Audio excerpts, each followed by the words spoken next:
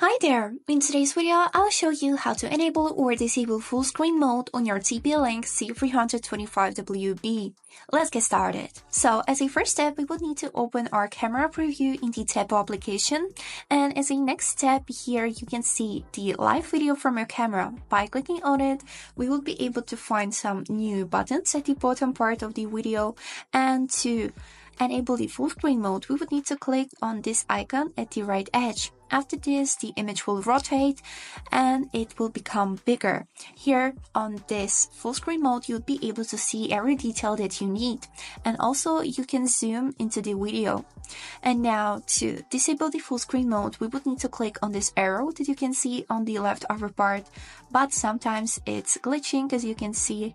And it's not from the first time, but it still works. And that's it for today. I hope this video was helpful and thanks for watching.